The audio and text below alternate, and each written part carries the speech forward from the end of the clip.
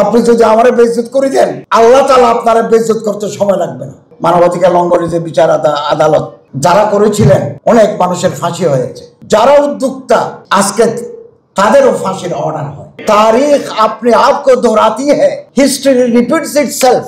ইতিহাস এভাবে চাকা করে মানবতা বিরোধী আদালত যারা প্রতিষ্ঠা করেছিলেন, খুব বেশি দিন লাগে নাই, চাকা ঘুরে গেল, ইতিহাসের চাকা ঘুরে গেল। যারা উদ্যোক্তা আগামী দিনে আরো অপরাধী ফাঁসির রায় হতে পারে।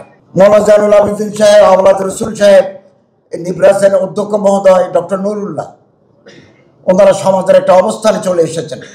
এটা অনেকের সহ্য হয় না, কারণ ওই পর্যায়ে আমি আপনি পৌঁছতে পারি নাই।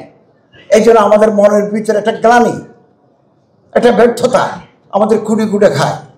তখন আমরা ফেসবুকে আশ্রয় নিই, অথবা মাইক পেলেই বিশুদ্ধার করি। এটা খুব খারাপ অভ্যাস। ইবনে মাজাহ শরীফের হাদিস, আল্লাহ যাকে সম্মান দিবেন, আল্লাহ যাকে উপরে তুলবেন, পৃথিবীর সব মানুষ চেষ্টা করেও তারে নামাতে পারবে না।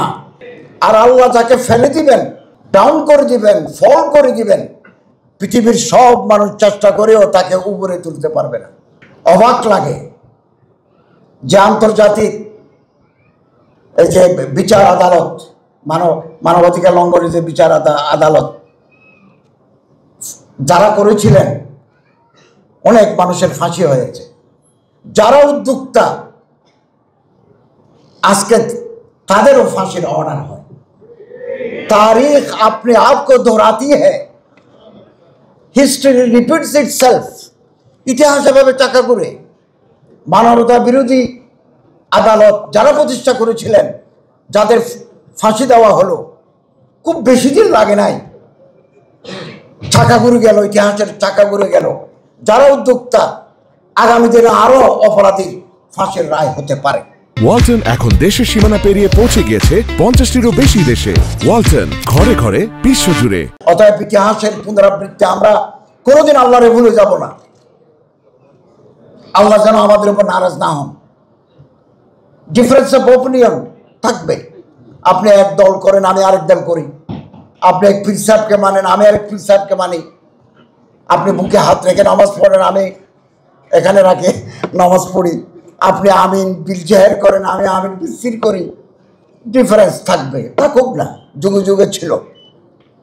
In spite of our petty differences, we must be united under the banner of কালেমায়ে তাইয়্যিবা।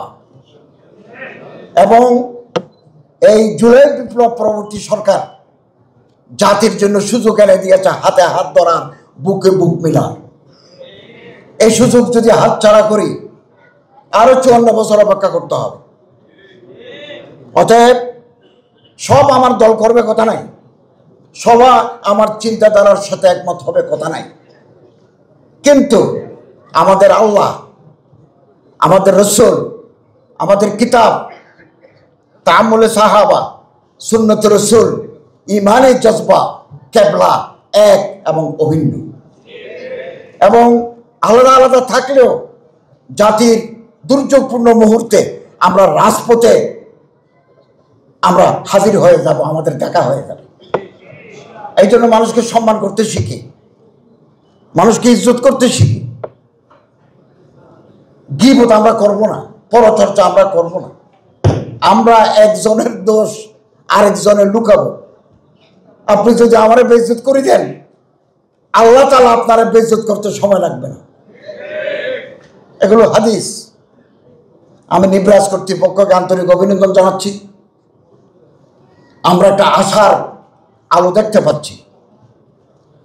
এটা শর্ট টার্মও হতে পারে, লং টার্মও হতে পারে। শর্ট টার্মের যদি না হয়, লং টার্মের জন্য অপেক্ষা করতে হবে। স্বল্প সময়ের ভিতরে যদি এটা হয়, আলহামদুলিল্লাহ।